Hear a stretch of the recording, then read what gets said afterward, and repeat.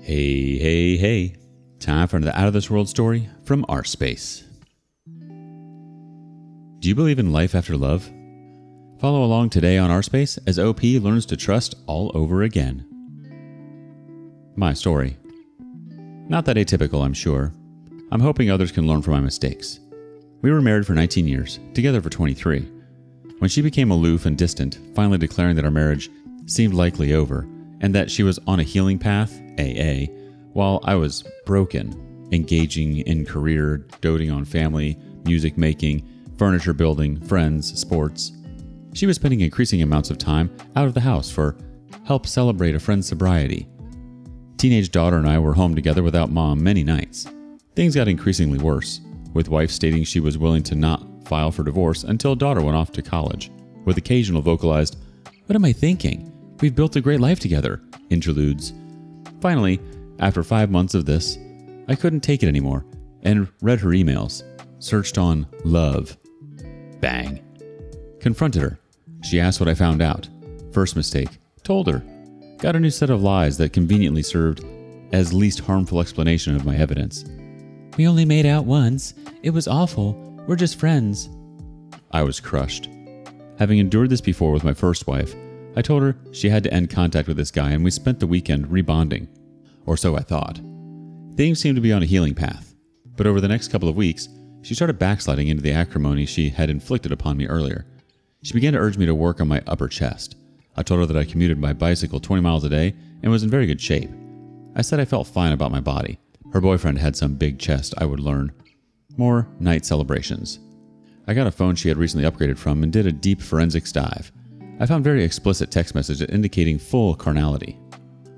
Turns out, her lover was an opiate junkie she met in AA. 5'8" to my 6'2", bankrupt, estranged from his family, pock-faced, poorly educated. I graduated from a top 10 university and was and currently am a technology executive making very good money. I was at least relieved that this reinforced my existing knowledge that it was never about me. Reconfronted her. She wanted to know what new information I found. I told her, no, you'll just make up a new set of lies. Tell me everything or get the F out of my house. Keep in mind, I already know more than you can imagine. It all came spilling out in ugly waves. All the basic sex moves one is driven to in self-destruction. I insisted she write it all out in detail. I confronted her junkie boyfriend at the third-rate hotel he worked in. Blew that crap up. His hotel chain transferred him after I confronted him in the lobby. Heh. I told her I would consider the gift of reconciliation, but that she had an enormous amount of work to win back my shattered trust. She seemed grateful for the chance. Second mistake. Should have insisted she move out for some period of time. Unbeknownst to me, teenage daughter had been reading mom's emails and knew all the tawdry details. A couple of weeks after the big D-Day, daughter got drunk, dropped some pills, drove a car off the road, miraculously not injuring herself or others as the car flipped, teetering above a rain-swollen creek. Daughter got a huge DWI, was kicked out of National Honor Society, and shamed at school. Mom decided I had to deal with all this because she couldn't. A couple weeks later, my ex had a complete parental breakdown. She screamed at our daughter, "F you, F you, F you, you're the reason I want to get crap-faced drunk." Then she peeled out of the driveway at a high rate of speed to a fate my daughter and I couldn't ponder. Our daughter was extremely upset, as one can imagine. I reassured her that her mother's outburst was completely unacceptable and was about her mother's cognitive and emotional state, and not a reflection of her, daughter. Mom eventually returned, remorseful, but minimizing what she had done. Then, a transformation then occurred. Where our daughter had been overly angry at her mother, now our daughter knew she couldn't be angry at her mother, as it could lead to her mother's suicide, which, in the twisted logic of mom's tantrum, would be daughter's fault. So daughter took her otherwise understandable anger out at me. Mom, greatly relieved, fomented her daughter's revectored impulse to be angry at me. Mom encouraged her daughter to see me as the villain and the rightful recipient of rage.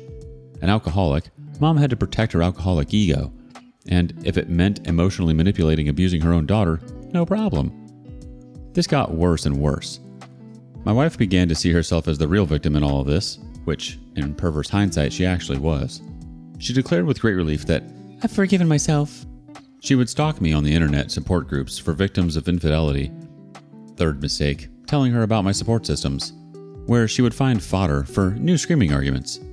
As should be fairly predictable by now, things completely fell apart when, a year into our attempted reconciliation, she erupted in a mocking diatribe about my deepest insecurities and sadness.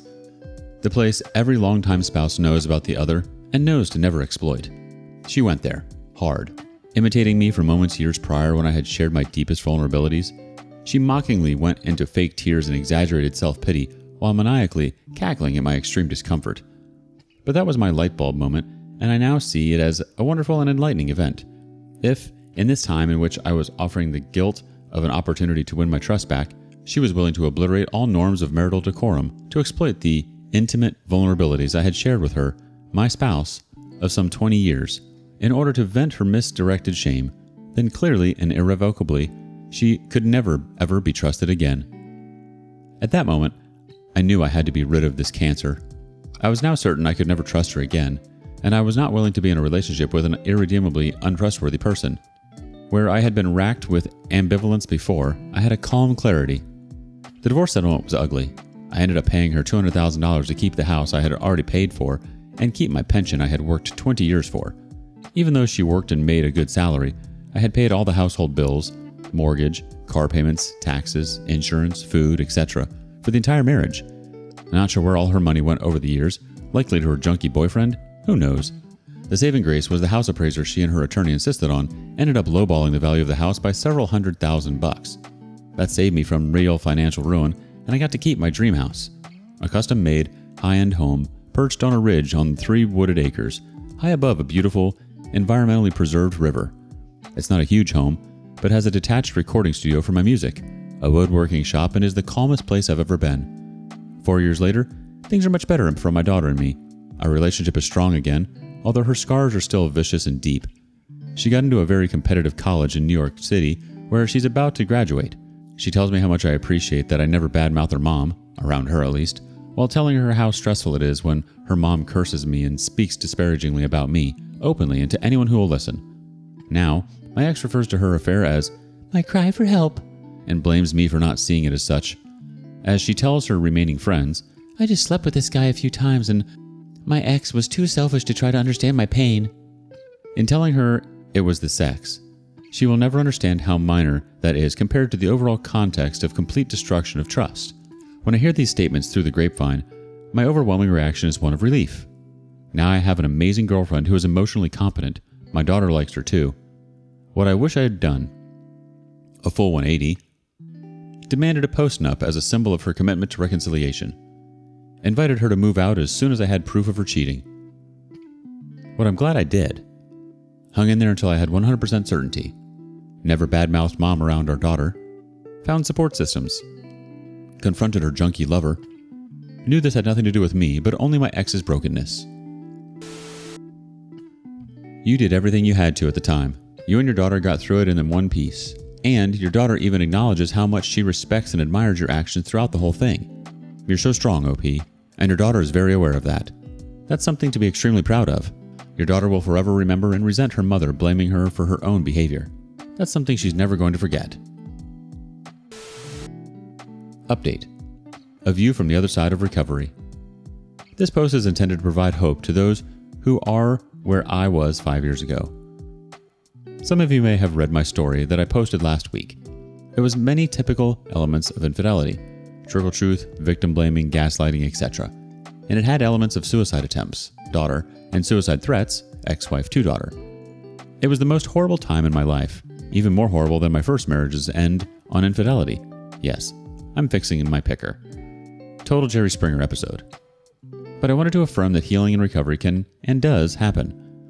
I can't say I'm without scars. God knows they're deep and still raw, but I'm also loving life and where I am. It took a long time to convert my broken heart through anger to apathy regarding my ex. We had been together almost 25 years. We had a daughter together. We built our dream house together. I had supported her through various medical crises, job crises, and her attempts at recovery from alcoholism. She comforted me when I lost my father, very suddenly, and we had quite a bit of life together. Her family loved me and I loved them in return. Once it was clear after her affair that she was unwilling to do the hard work to win my trust back, I pulled the plug. It was very ugly for a few months. My attorney told me I shouldn't move out, so I moved into the loft of my marginally heated outbuilding. No plumbing, but private and peaceful. We negotiated the separation agreement over the next couple of months, which would serve as the divorce settlement. Daughter was almost 18, so custody wasn't an issue. Ex wanted everything she could get from me, but fortunately she and her attorney insisted on an appraiser for the house that seriously undervalued it. I paid $200,000 to remortgage the house and keep my pension. I moved back in the summer of 2016. It had been 6 months since the split, and I started dating around about that time.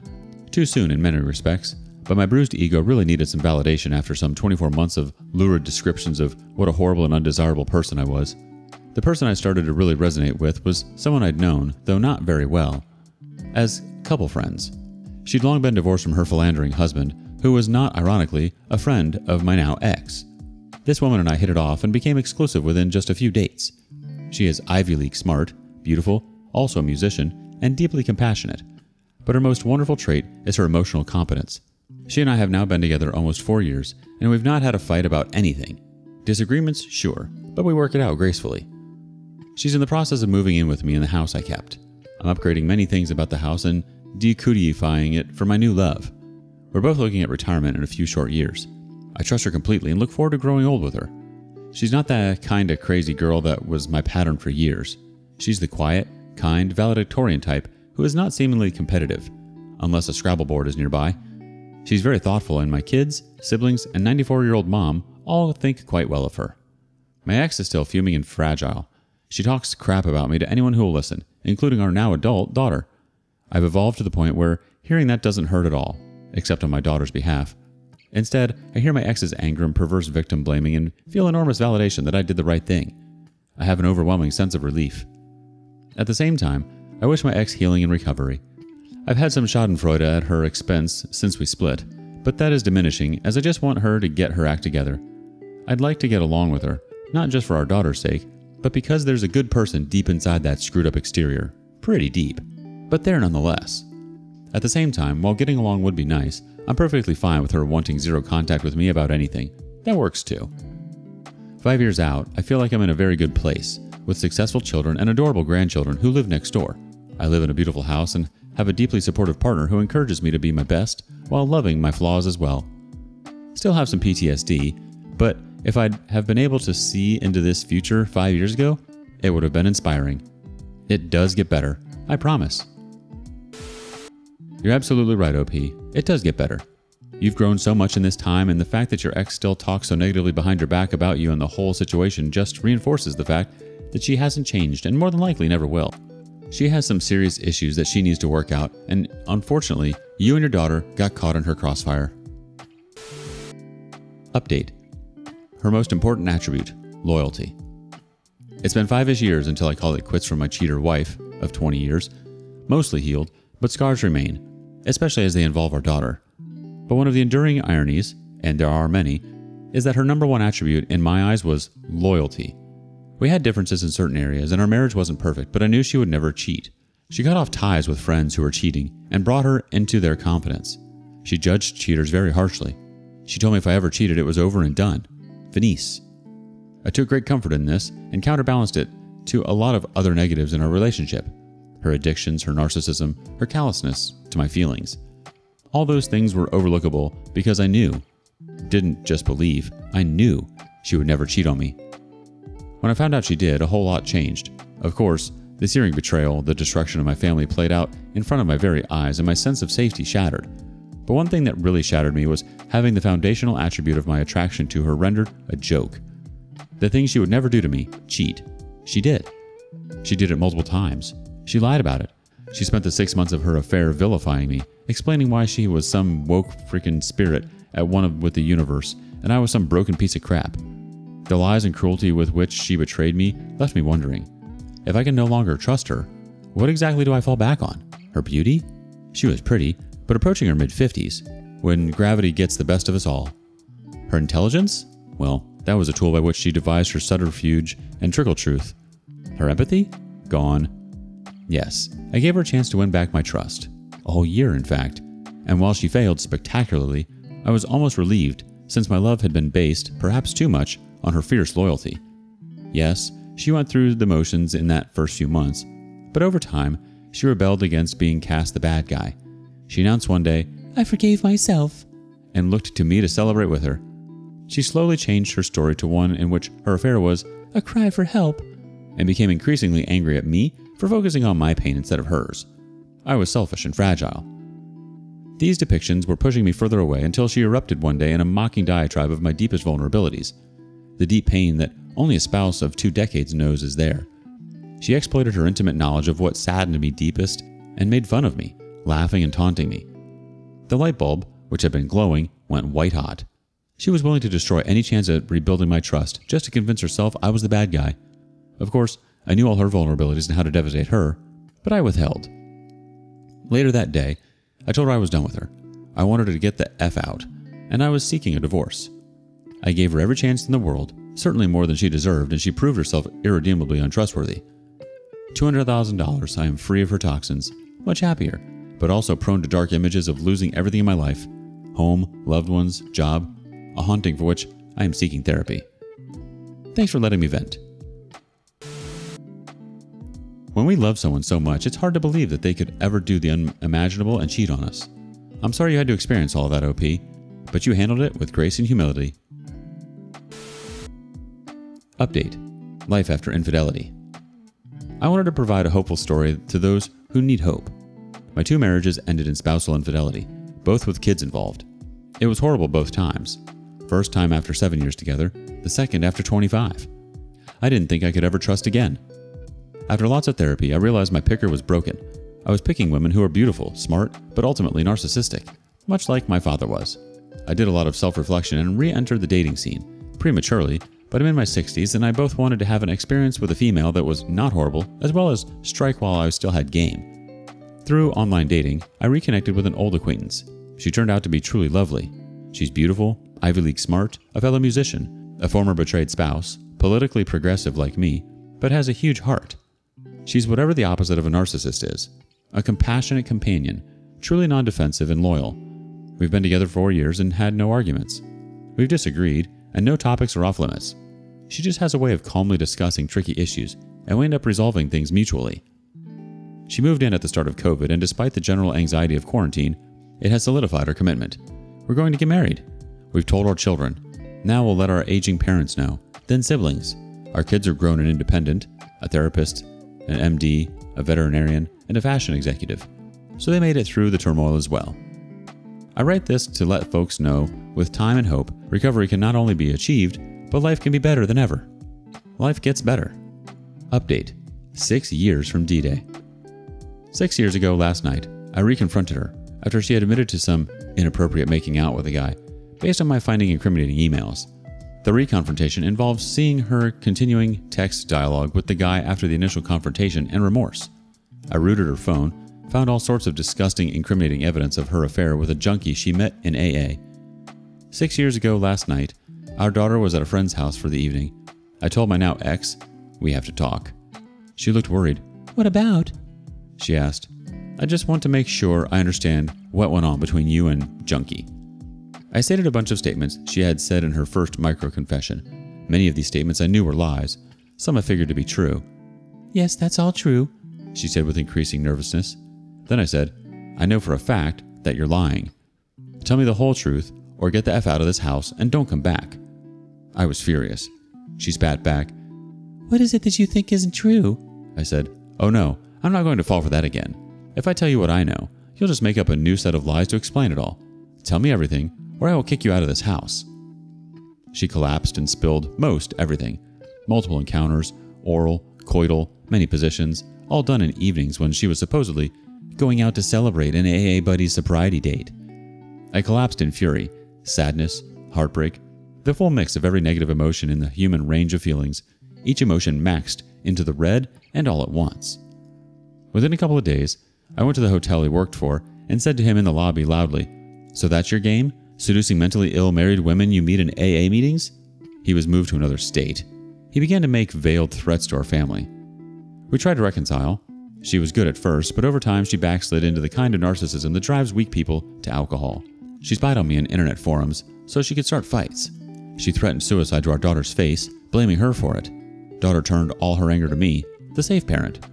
Then, at the 1-year anniversary of D-Day, 5 years ago yesterday, she went into a withering diatribe of my deepest vulnerabilities, insecurities about my children and family, mocking me and laughing to see what pain she caused me. This was my F this moment. I knew back then that time would heal. Not completely, but I knew that 5 or so years out, things would be much better. I was right. Things are largely healed between my daughter and me. I paid my ex $200,000 to get the F out and to keep the dream house and my pension. I am engaged to a beautiful, Ivy League smart woman who is emotionally competent. She has a daughter who is a therapist. I have a daughter who is a COVID doctor, a veterinarian son, and the aforementioned youngest daughter who is living in New York City working in fashion management. I have 3 grandsons who live less than 20 miles away. My girlfriend and I will retire in a couple of years. COVID aside, and twilight of my career work hassles aside, life is great and low drama. She is extremely loyal and comfortable with herself. I don't fault myself for giving my ex a second chance. It helped erase any doubt as to whether or not we could work it out. Of course, she blames me for her cheating because that's what alcoholics do. Whatever. All of this to say, it does get better. Way better. I know a lot of you are going through a tough time, but I promise you, if you hang in there and reach out for help, things get better. Way better. Update. A mini rant. Got an email from my ex, nearly 5 years after our divorce agreement was finalized. She wants a piece of art that was on the list for her to have. Conditional on retrieving it within 60 days. She's 4.5 years late. There's also a condition that we split any medical expenses that we agree on, but we're not covered by insurance. She continues to present me with bills out of the blue for expenses she thought were covered by insurance that weren't, or going out of network and expecting me to pay for it. I've done so to be a good sport. But now that she's insisting she's entitled to this piece of art, which is quite amazing and was in our state's art museum for a while, I'm asking her about her omission of the medical expenses concurrence and the 60-day window on retrieving her items. Predictably, she blew up and accused me of violating our daughter's, 22 female, HIPAA rights. I'm guessing she wants to get me to pay for mysterious things and not tell me what they're for? Daughter is increasingly telling me about her medical issues, some of which are understandably better suited for the daughter of an OB/GYN, her mom. So, I'm keeping the painting.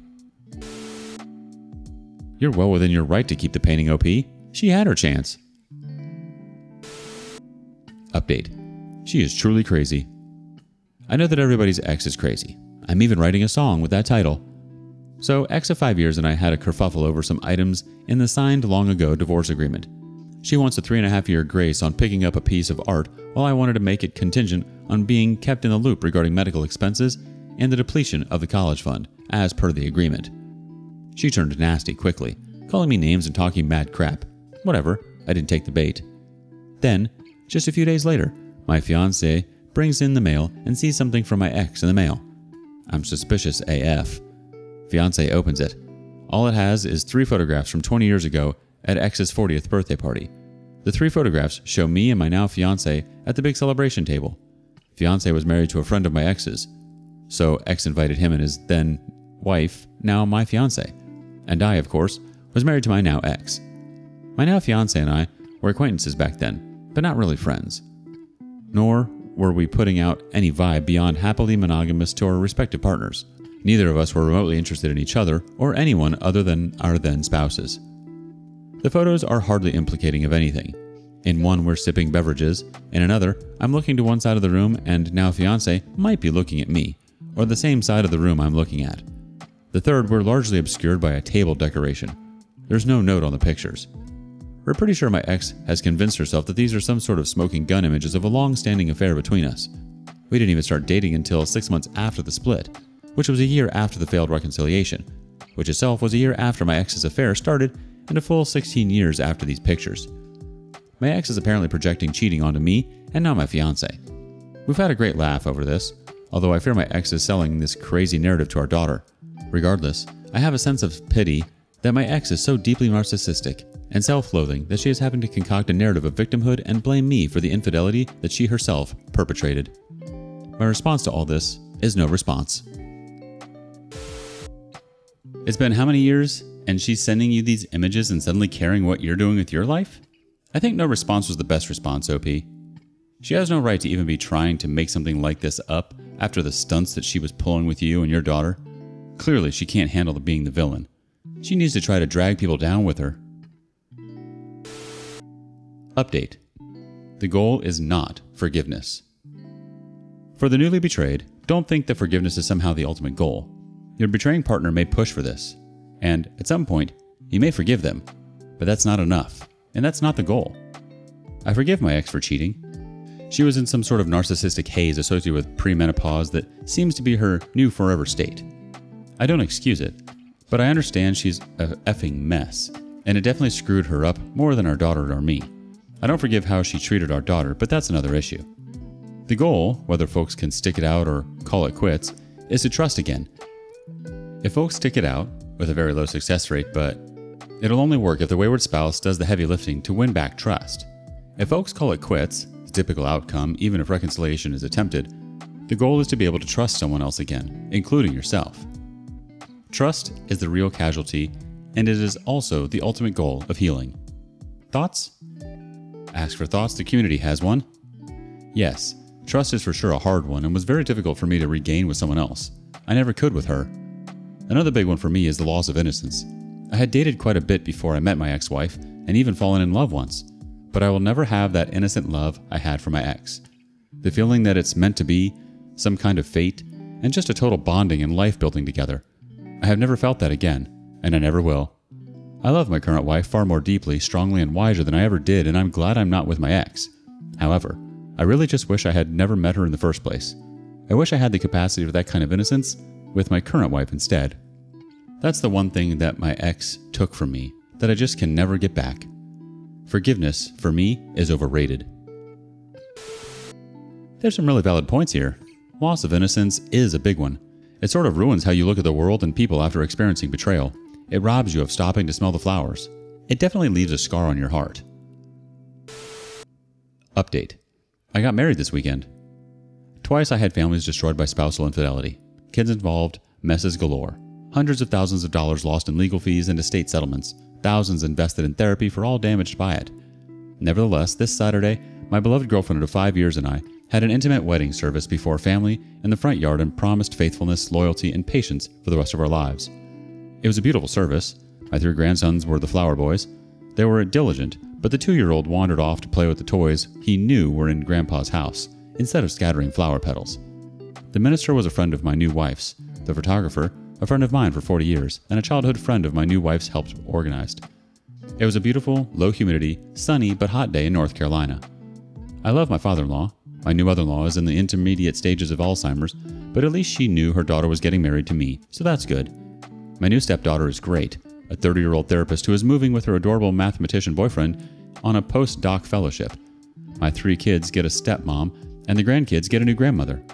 Bottom line, for those so inclined, you can find trust again. You can find love, and there are truly warm-hearted people out there. Update. I had a visit from my ex yesterday. I had an interesting visit from my ex yesterday. We've been split for 7 years after a very ugly, year-long attempt to reconcile from her affair from a junkie she met in AA after some 20 years of marriage.